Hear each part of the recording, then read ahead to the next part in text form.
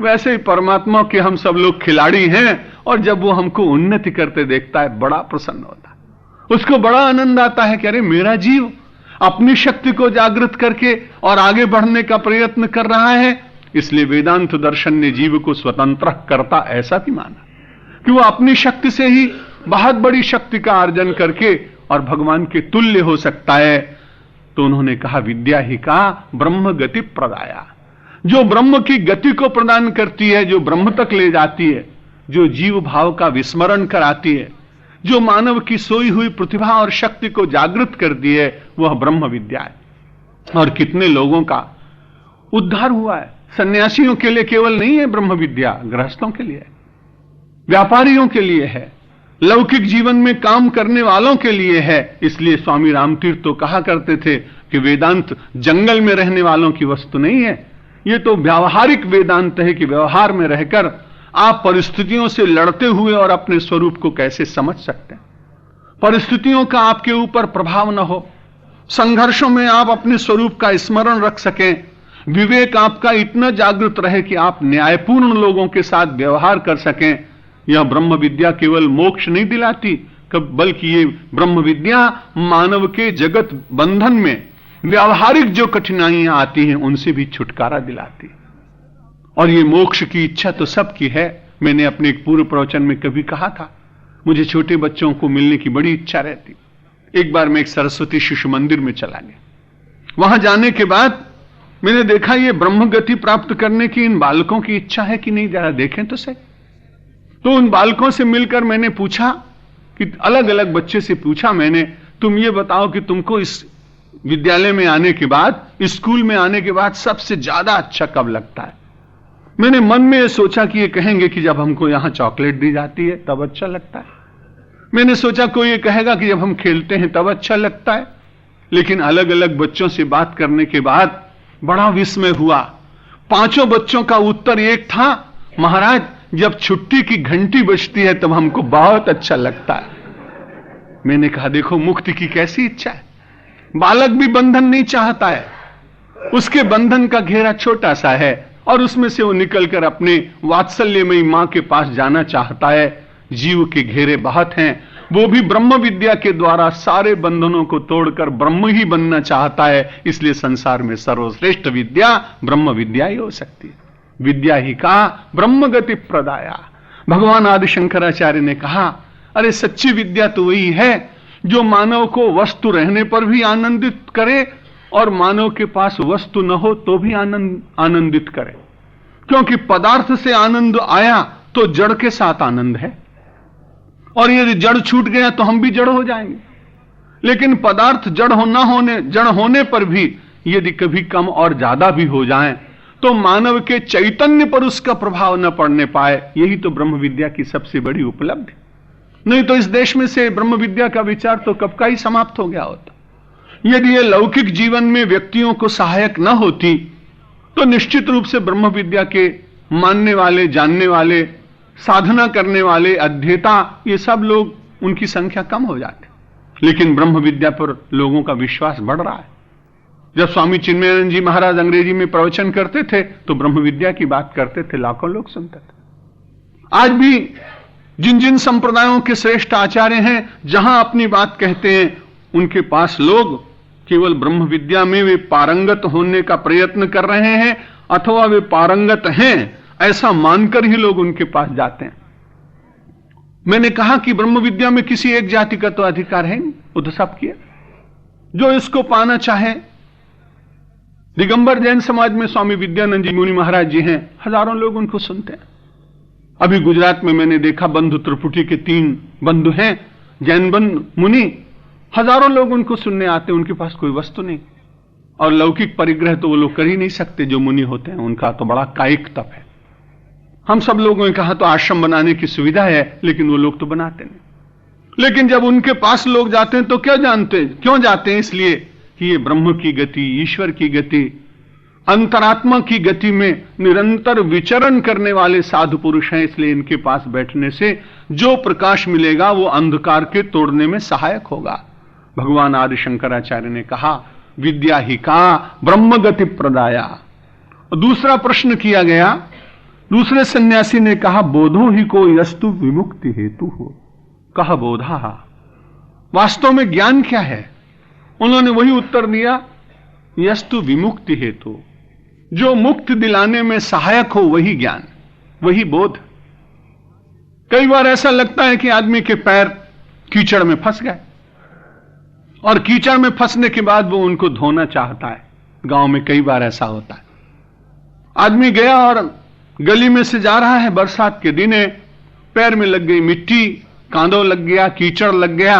अब वो उसे धोने के लिए जाता है तो जिस तालाब में उसने पैर धोए, उसने सोचा यहां पानी है इसलिए पैर धो लूं। जब पैर धोने गया तो उस कीचड़ में बाहर के कीचड़ से तो निकला, लेकिन जब सरोवर में गया तो वहां भी उसको कीचड़ मिला। ऊपर से तो पैर धुल गए, लेकिन उसके तलवों में मिट्टी बहुत ज्यादा लग गई।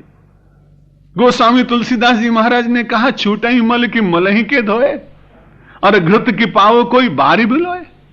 जगत से और ब्रह्म की प्राप्ति मानव को हो सके, ये कठिन बात है। जगत व्यवहार का क्षेत्र है, जरूर करना चाहिए, लेकिन जगत की कितनी सीमा है ये व्यक्ति को पहले जान लेना चाहिए।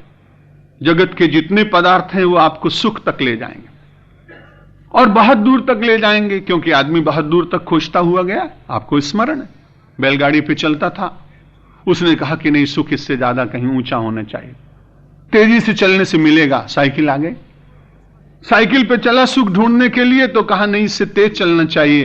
कार आ गई, कार से और तेज चला तो पैसेंजर ट्रेन आ गई।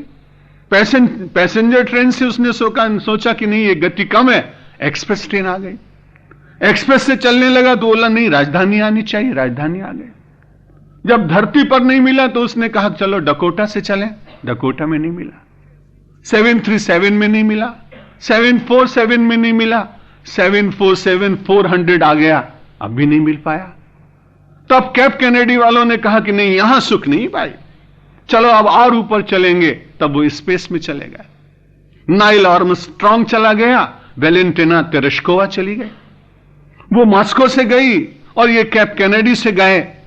और ये बड़ी विचित्र बात हुई कि जब नाइल आर्मस्ट्रांग लौटने लगा तो उसके अंतरिक्ष यान में कहीं कुछ अवरोध आया। आपको बहुत कम याद होगा, हम सब लोग इसलिए याद रखते हैं कि हमारे प्रवचन में बातें बड़ी सहायक होती। इसलिए जब लौटने लगा तो उसके बाद एक बड़ी कठिनाई ये हुई कि लोगों को लगा कि पहला अंतरिक्ष यात्री ये लौट सकेगा कि नहीं लौट सकेगा, और ऐसा अवरोध आया है कि कहीं उसका जीवन ही समाप्त न हो जाए। करोड़ों अरबों रुपए के यंत्र थे, उनकी तो उतनी चिंता नहीं हुई क्योंकि धनी देश, लेकिन एक व्यक्ति वहां से असफल लौटे तो हमारे इस विज्ञान के मुंह पर एक बड़ा तमाचा लगेगा। बड़ी विचित्र घटना है, जब अवरोध आया और लगने लगा कि वो सकुशल लौटेगा कि नहीं लौटेगा, तो उस देश में सैकड़ों चर्च में यह आदेश दिया गया कि सब लोग प्रार्थना करो और अभी करो, जिस जिस तरह से कर सकते हो भगवान को मनाओ कि नाइल आर्मस्ट्रांग सकुशल आना चाहिए। और उस दिन अमेरिका के सैकड़ों चर्च में स्पेशल प्रेयर्स कंडक्ट की गए, अलग से प्रार्थनाओं का आयोजन हुआ और वो लौट आया। मुझे ऐसा लगता है कि ब्रह्म की गति अंतरिक्ष से ऊपर तक है, तभी तो उसको मनाने का प्रयत्न किया गया। सारे संसार के समृद्ध लोगों ने मिलकर यह प्रयत्न किया, इसलिए उन्होंने कहा बोधो हुई, कहा यस्तु विमुक्ति हेतु। ज्ञान वास्तव में वही ज्ञान है जो मानव को बंधन से मुक्ति की ओर ले जाए, जो मानव को कीचड़ से, कांदव से, पंख से छुड़ाकर उसे निर्मलता की ओर, उसे सजगता की ओर, उसे सरलता की ओर, उसे समता की ओर ले जाने का प्रयत्न कराए। वही वास्तव में बोध है जो विमुक्ति के लिए, मानव के लिए उपयोग में आता है। और इसीलिए भगवान श्री कृष्ण ने कहा, यदि आप उस बोध को प्राप्त करने के लिए, विमुक्ति को प्राप्त करने के लिए ज्ञान के मार्ग पर चलेंगे तो आपका जीवन कितना सरल होगा। बड़ी अच्छी बात कही, पद्म पत्र मिवाम भसा।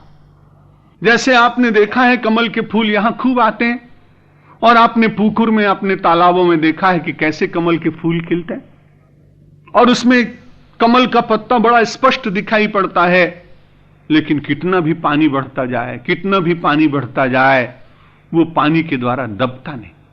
संसार कितना भी बढ़ता जाए, लेकिन संसार आपको दबा ना पाए, बस इतनी चेष्टा रहनी चाहिए। संसार में आप साक्षी बनकर रहें, संसार में आप करता रहें, लेकिन धीरे धीरे अकर्तृत्व का भाव भी आए कि मैं करता नहीं हूं, मैं भोगता नहीं हूं, मैं साक्षी हूं।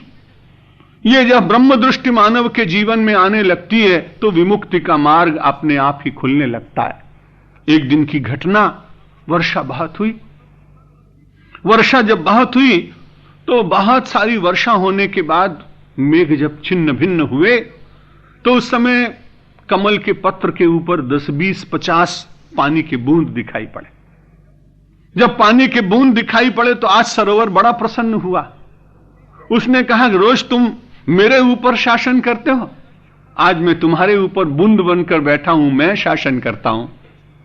कमल पत्र को जब यह ज्ञात हुआ कि सरोवर के मन में आज अभिमान आया और वो ऐसा समझ रहा है कि मेरे ऊपर उसका शासन हो गया है, तो उसने तुरंत कमल पत्र पर बैठे हुए जल सीकर ने अपने मित्र पवन को कहा, आज मेरी मदद करोगे क्या? उस कमल पत्र पर बैठे हुए सीकरों ने जब यह संदेश भेजा पवन को, पवन ने कहा, हां मैं आता हूं। और पवन ने एक जो झोंका लगाया तो पवन के एक झोंके से कमल पत्र पर पड़े हुए बूंद लुढ़क कर सरोवर में चले गए।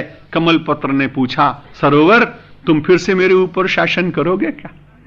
जगत में रहते हुए जब भी कभी ऐसा होने लगे तो परमेश्वर को पुकारिए, और जो हमारे ऊपर आसक्ति के बिंदु मानव जीवन रूपी कमल के पत्र पर आ जाते हैं, परमेश्वर की एक प्रार्थना की पुकार पर वे सारे ध्वस्त हो जाएंगे, निरस्त हो जाएंगे, गिर जाएंगे, और आप उस सारे जल के बीच में निश्चित रूप से वैसे ही राग रहित होकर रह सकेंगे जैसे कमल का पत्र एक सरोवर में रहता है।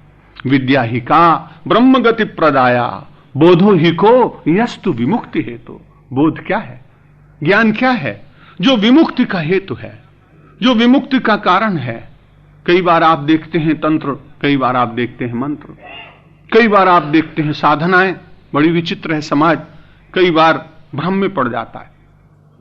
वो कहता है भाई तंत्र की साधना करोगे तो अमुक आदमी वश में हो जाएगा।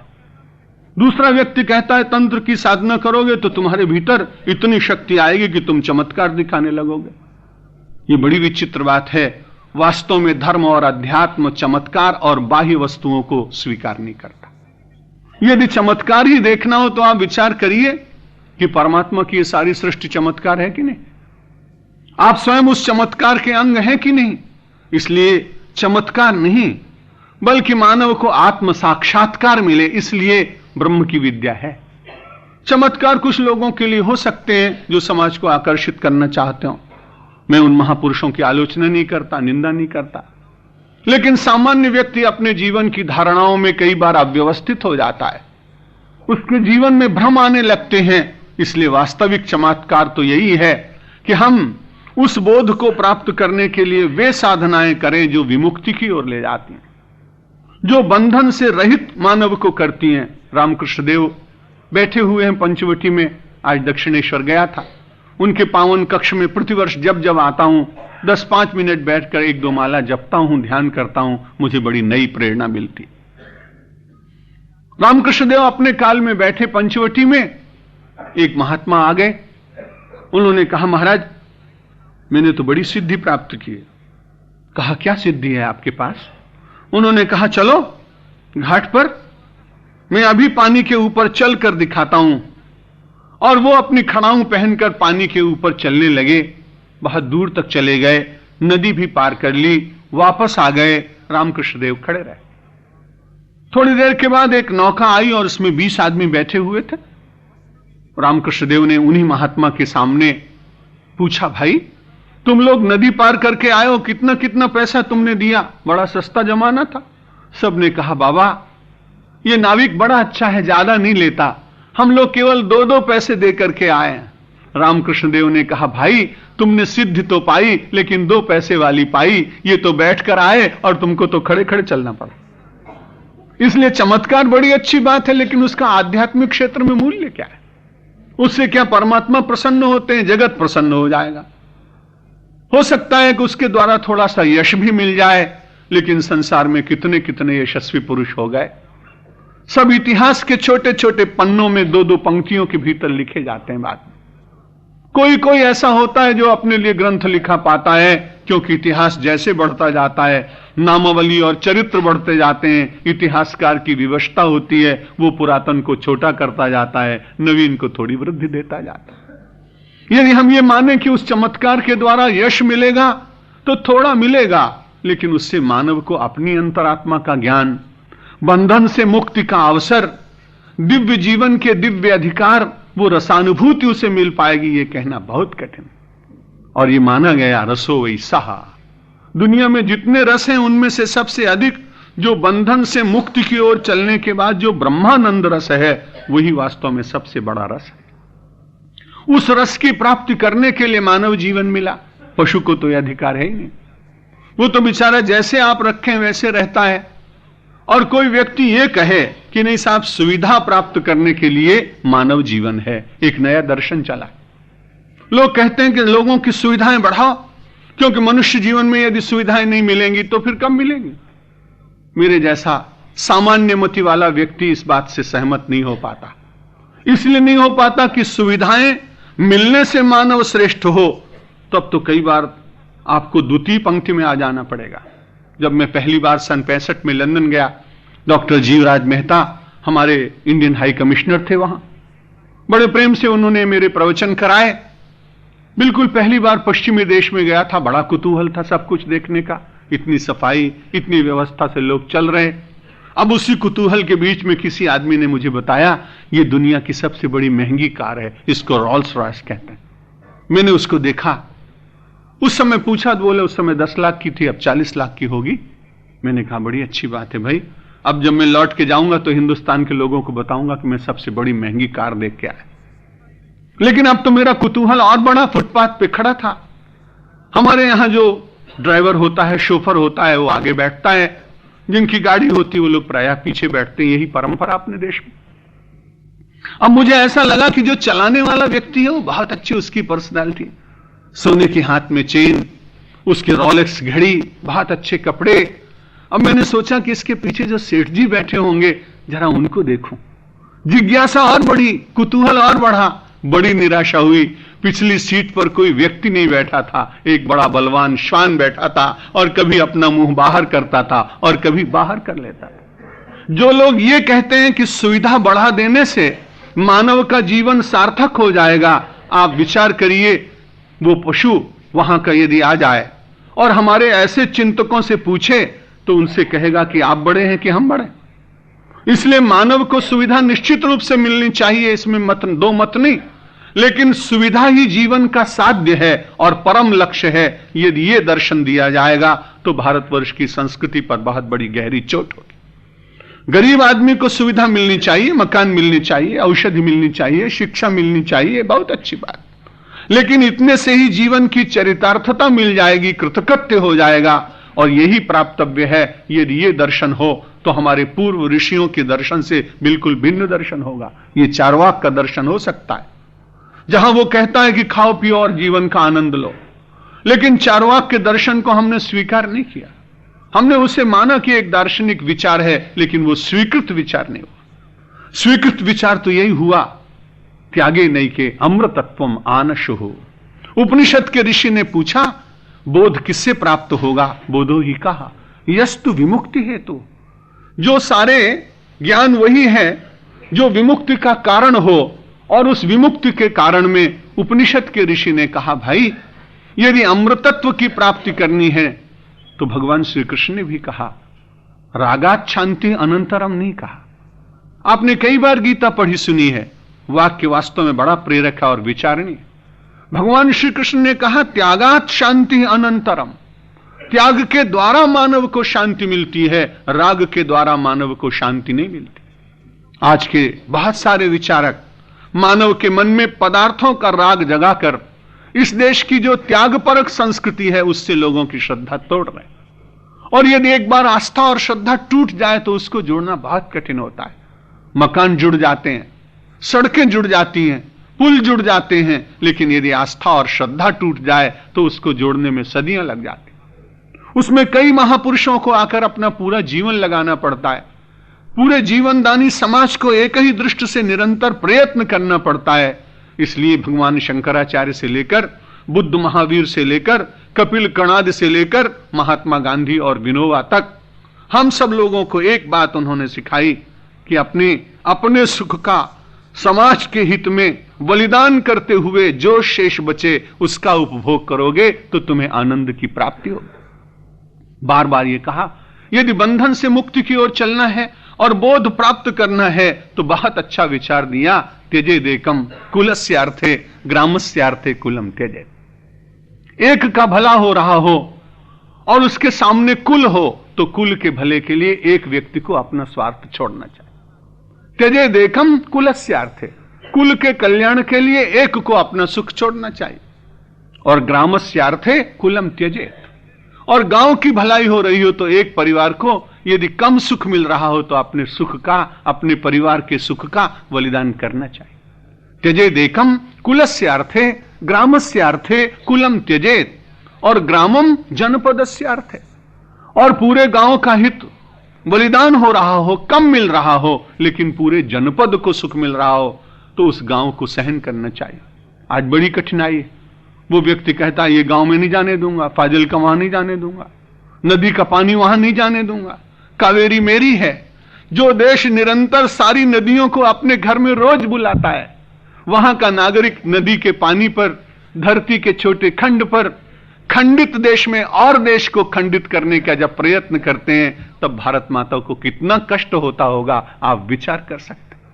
कहां उदार इतनी संस्कृति अपनी कि हम में से जितने लोग पुराने लोग हैं, आपको याद है जब हम स्नान करने बैठते हैं तो हम लोग क्या करते हैं?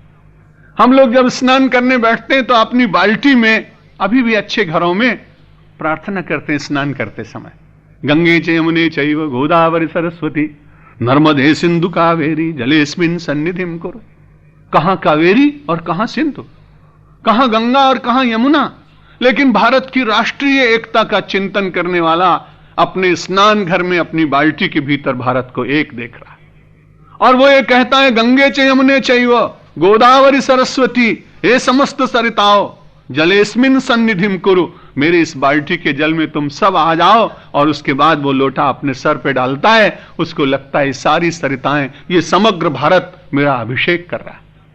और समग्र भारत की उन सरिताओं से अभिषिक्त हुआ यहां का नागरिक राष्ट्रीय भाव से अपने आप ओतप्रोत होता था। उसे सिखाने की जरूरत नहीं पड़ती थी, उसको एकता परिषद की मीटिंग नहीं करनी पड़ती थी। एक एक व्यक्ति के मन में भारत भक्ति, भगवत भक्ति, गरीब के प्रति सम्मान, समाज के प्रति समता का विचार, ये अपने आप आता था। क्यों? ये सब बोध की ओर ले जाते। बोधो ही को यस्तु विमुक्ति हेतु, जो विमुक्ति का हेतु है वही तो वास्तव में बोध है, वही तो ज्ञान। और इसको प्राप्त करने के लिए परमात्मा का प्रेम हृदय में जागता था। कुछ लोग पोथी पढ़ते थे, हमारे जैसे लोग पोथी का कुछ उपदेश करते थे, पर कबीर जैसा व्यक्ति तो कहता था पोथी भी मत पढ़ो, बोध पर जाना है तो मैं तुम्हें सरल सा मार्ग बताता हूं कि पोथी पढ़ी पढ़ जग मुआ और पंडित भया न कोय, और 2.5 अक्षर प्रेम का पढ़े सो पंडित होए। यहां का बोधी, यहां का ज्ञानी, यहां का पंडित जाति की दृष्टि से विचार नहीं। आप कौन सी जाति में उत्पन्न हुए हैं, पंडित बनने का अधिकार सबको कबीर ने दिया। और उन्होंने कहा यदि आपने केवल 2.5 अक्षर पढ़ लिए तो आप पंडित हो जाएंगे। मंडल आयोग की जरूरत नहीं पड़ती थी, यहां किसी को संरक्षण देने की जरूरत नहीं पड़ती थी। क्यों नहीं पड़ती थी? कि सबका एक दृष्टिकोण कि जीवन में जो प्राप्त है वो परमात्मा का है। जीवन में जो प्राप्त है परमात्मा के स्वरूप को समर्पित करने के लिए। जीवन की जो प्रतिभा है वो आत्म जागरण के लिए है, जो सुख है वो वितरण करने के लिए है। और ये सब कहां ले जाते थे? अंततो गत्वा बोध पद प्राप्त कराते थे। जिस बोध को प्राप्त करने के लिए बुद्ध गया में सिद्धार्थ ने बहुत बड़ी तपश्चर्या की और महात्मा बुद्ध बने, उस बोध पद को प्राप्त करने का अधिकार इस देश के प्रत्येक नागरिक को, हम सब लोगों को अद्वैत का विचार करते और जीवन को शुद्धता के मार्ग पर ले चलते चलते अपने आप प्राप्त हो जाया करता था। इसलिए भगवान आदि शंकराचार्य ने कहा विद्या ही का ब्रह्मगति प्रदाया बोधो ही को यस्तु विमुक्ति हेतु, जो विमुक्ति के लिए आपको सहायता करता है। बोध कैसे प्राप्त होगा खुद पहचान लीजिए। आप किसी क्रिया को करने जा रहे हैं तो अपने से पूछ लीजिए कि इसका परिणाम क्या होगा। कहीं बंधन में तो नहीं पड़ेंगे, कहीं व्यसन में तो नहीं चले जाएंगे, कहीं इससे द्वेष तो उत्पन्न नहीं होगा, कहीं इसके द्वारा राग में तो हम नहीं पड़ जाएंगे। अपने आप अपने प्रश्न कीजिए। गुरु की आवश्यकता बहुत बड़ी समस्याएं होती हैं तब पड़ती है, लेकिन सबके भीतर गुरु बैठा हुआ है परमात्मा के रूप में। उस गुरु तत्व से रोज पूछ सकते हैं हम और आप कि ये मैं कार्य कर रहा हूं, इससे कहीं बंधन तो नहीं होगा। और जब ये विचार आपके मन में आएगा तो धीरे धीरे आपका ही ब्रह्म बोलेगा। गांव में मैंने एक आदमी को देखा, वो बहुत लोगों को अच्छी बात कह देता था, आज इधर मत जाना, आज ये कार्य मत करना। पढ़ा लिखा आदमी नहीं था। मैंने उससे पूछा कि भाई वो आदमी तुम्हारी बात मानकर नहीं गया तो उसको आज बड़ा संकट हुआ, एक दुर्घटना में उसको फंस जाना पड़ा। एक व्यक्ति ने तुम्हारी बात नहीं मानी तो उसको आज बहुत बड़ा झगड़ा हो गया। मैंने उससे पूछा तुम्हें ज्योतिष पढ़ी है क्या भाई? उसने कहा नहीं महाराज। तो मैंने कहा तुम कैसे बोलते हो, बड़े साधारण आदमी हो। बोले मैं नहीं बोलता हूं, मेरा ब्रह्म भीतर से बोलता है। गांव का एक सामान्य आदमी, वो ब्रह्म बोलता उसके भीतर से और लोगों की मदद कर देता।